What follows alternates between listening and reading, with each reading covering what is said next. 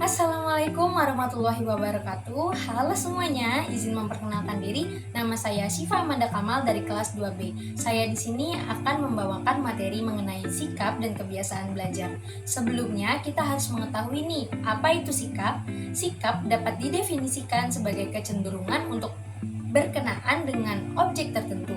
Sikap juga diartikan sebagai respon terhadap stimulus sosial yang telah terkondisikan. Nah, selanjutnya saya akan menyampaikan apa aja sih fungsi-fungsi sikap. Jadi, sikap itu memiliki beberapa fungsi ya. Yang pertama ada alat untuk menyesuaikan diri. Yang kedua ada mempertahankan ego. Yang ketiga, alat ukur tingkah laku.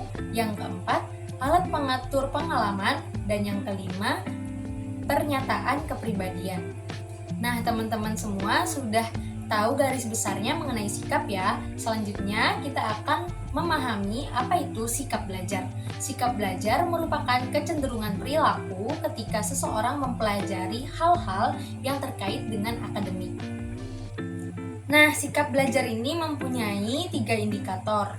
Apa aja sih indikator-indikator dalam sikap belajar? Yang pertama ada komponen kognitif. Apa itu komponen kognitif? Komponen kognitif merupakan kepercayaan siswa tentang apa yang berlaku. Yang kedua ada komponen afektif. Apa itu komponen afektif? Komponen afektif menyangkut masalah emosional. Kemudian yang ketiga ada komponen konasi. Apa itu komponen konasi? Komponen konasi merupakan perilaku yang ada dalam diri siswa. Sikap belajar juga memiliki beberapa fungsi, antara lain yang pertama, instrumen atau alat untuk mencapai tujuan belajar. Yang kedua, mempertahankan ego. Dan yang ketiga, ekspresi nilai. Sikap belajar juga memiliki peran. Apa peran dari sikap belajar? Yakni mempengaruhi intensitas belajar. Jika positif, maka intensitas belajar akan baik. Begitupun sebaliknya, jika negatif, maka intensitas belajar akan menurun. Nah, bagaimana sih cara pengembangan dari sikap belajar ini? Yang pertama, ada bangkitkan kebutuhan untuk menghargai keindahan. Yang kedua, ada hubungan dengan hal lampau. Yang ketiga, ada kesempatan untuk hasil yang baik. Yang keempat, gunakan beberapa metode belajar.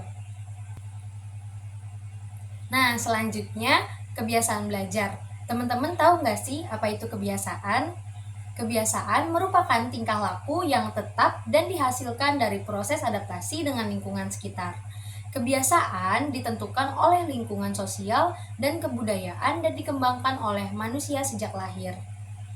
Ada 2 sebab terjadinya kebiasaan. Yang pertama yaitu kecenderungan individu mengikuti upaya yang sedikit hambatannya. Contohnya, jika orang-orang melakukan kegiatan yang hambatannya kecil dan mereka menyukai itu, maka kegiatan tersebut akan menjadi kebiasaan. Yang kedua, melalui sesuatu kegiatan dengan sengaja untuk membentuk pola reaksi. Contohnya, orang-orang yang membiasakan dirinya untuk belajar akan kecenderungan memiliki kebiasaan belajar. Kebiasaan belajar juga memiliki peran. Apa sih peran dari kebiasaan belajar? Yaitu kebiasaan belajar cenderung menguasai perilaku siswa pada setiap kali mereka melakukan kegiatan belajar. Maka dapat dikatakan kebiasaan belajar memiliki motivasi yang kuat untuk mendorong para siswa untuk belajar. Nah, selanjutnya transfer belajar. Transfer belajar memiliki beberapa komponen. Komponen yang pertama, komponen positif, yakni pengetahuan atau keterampilan yang diperoleh meningkatkan kinerja pada situasi baru. Yang kedua, komponen negatif, pengetahuan atau keterampilan yang diperoleh menurunkan atau menghambat kinerja pada situasi baru. Nah, yang ketiga ada komponen vertikal, pengetahuan atau keterampilan yang diperoleh diterapkan dalam tugas yang memiliki tingkat kesulitan yang sama.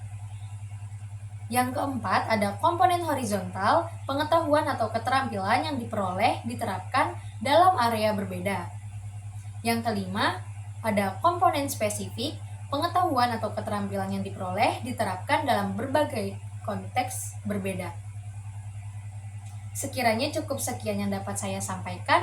Sebagai manusia biasa yang tak luput dari kesalahan, saya memohon maaf, dan kepada Allah saya mohon ampun.